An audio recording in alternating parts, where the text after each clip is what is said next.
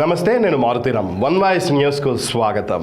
సిద్దిపేట జిల్లా Gajwel Pragnapur municipality 12వ ward తాజా మాజీ కౌన్సిలర్ అత్తెల్లి శ్రీనివాస్ పదవీకాలం పూర్తయిన సందర్భంగా అత్తెల్లి శ్రీనివాస్ అభిమానులు శివగణేష్ యూత్ ఆధ్వర్యంలో అభినందన సభ ఏర్పాటు చేసి అత్తెల్లి శ్రీనివాస్ దంపతులను శాలువాతో సత్కరించి అభినందనలు తెలిపారు. ఈ సందర్భంగా శివగణేష్ యూత్ సభ్యులు మాట్లాడుతూ 12వ వార్డు కౌన్సిలర్గా అత్తెల్లి శ్రీనివాస్ విధులు నిర్వహించి ప్రజలకు విశేష సేవలు అందజేశారని తెలిపారు. ప్రజలతో మమేకమై మంచి గుర్తింపు పొందిన అత్తెల్లి శ్రీనివాస్ వార్డు రూపురేఖలు మార్చారని కొనియాడారు. వార్డు ప్రజల కష్టసుఖాల్లో పాలు పంచుకొని అందరి మన్నన పొందారని సంతోషం వ్యక్తం చేశారు. రాబోయే రోజుల్లో మరిన్ని ఉన్నత పదవులు పొందాలని ఆకాంక్షించారు. అనంతరం అత్తెల్లి శ్రీనివాస్ మాట్లాడుతూ తనకు కౌన్సిలర్గా అవకాశం కల్పించిన వార్డు ప్రజలకు రుణపడి ఉంటానని, పదవి ఉన్నా లేకపోయినా ప్రజలకు అండగా ఉంటానని పేర్కొన్నారు. ప్రజల ప్రేమాభిమానం కలకాలం ఇలాగే ఉండాలని కోరుకుంటూ అభినందన సభ ఏర్పాటు చేసి తమను సన్మానించడం సంతోషంగా ఉందని, ఇంత మంచి కార్యక్రమం ఏర్పాటు చేసిన వారికి ధన్యవాదాలు తెలిపారు.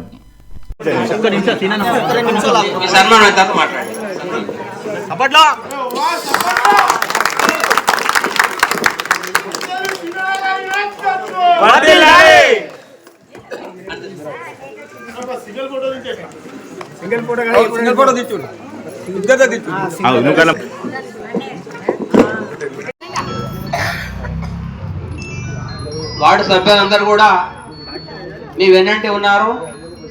మీరు రాబోయే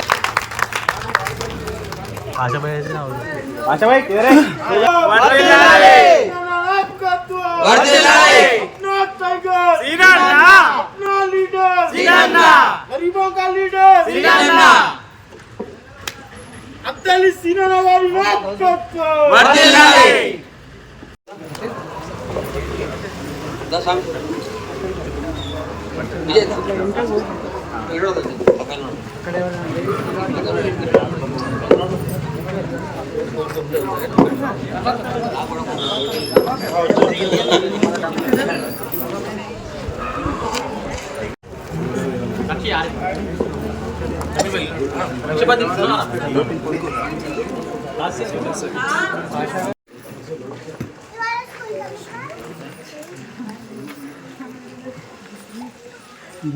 ఎవరైనా రావచ్చు.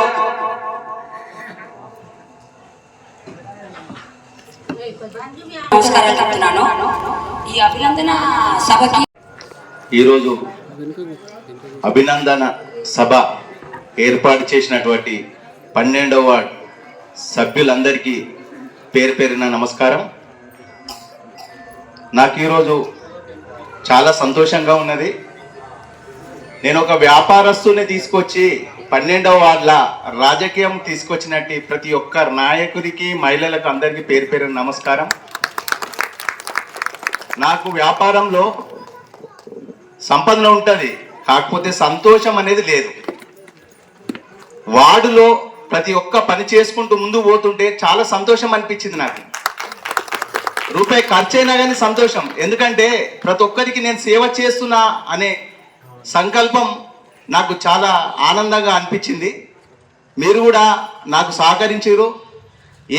ఏ విషయానికైనా సీనన్న మీకు మేమున్నాం, మీరు చేసుకుంటా పోర్రి, మీకు ఎవరు ఏమి చేసినా కానీ మీ అందు మేమున్నాం కాబట్టి మీరు భయపడకండి అని చెప్పి నాకు ఒక ధీమా కూడా మీరు ఇచ్చారు.